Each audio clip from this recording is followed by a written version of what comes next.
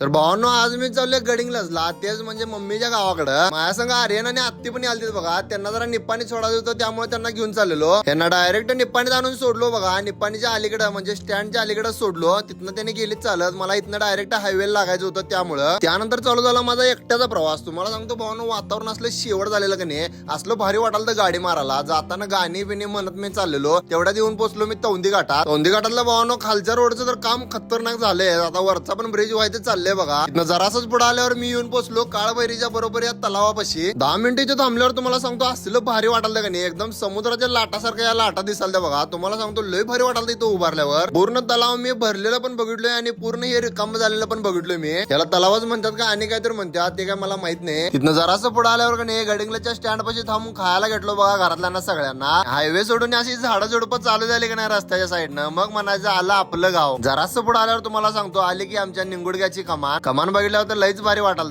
कारण का म्हणलं आता 2 मिनिटात आपलं घर येतंय. आल्या पहिला मम्मीला येऊन भेटलो. त्यानंतर तुम्हाला सांगतो विद्या मावशी आलेली आमची, मंदा मावशी आलेली, परत भैया पण आलेला आमचा, नम्मू पण आलेली. भाई तिसरी मावशी येणार होती, तिचीच वाट बघत बसलेलो आम्ही. तोपर्यंत मम्मी म्हणली ती येऊपर्यंत जेवून घे. मग काय जरासं खाऊन घेतलो आणि त्याच्यानंतर मग काय आली की ही बघा आमची रानू मावशी. तुम्हाला सांगतो भावानं हिने येताना चकल्या घेऊन आलेली. म्हणली माझ्या चकल्या कुरकुऱ्यात झाल्यात, खाऊन बघ म्हणले कशा झाल्या. खरोखर कुरकुरीत चकल्या खायची मजाच भावानं वेगळी आहे. फायनली भावानं आता आपण आलोय गावाकडे, त्यामुळे उद्यापासून सगळं ब्लॉग आणि आत्ताचा ब्लॉग पण गावाकडचा झालाय. त्यामुळे भावांनो व्हिडिओ आवडला असेल तर नक्की लाईक करा, फॉलो करा आणि शेअर करा. चला भेटूया पुढच्या व्हिडिओत.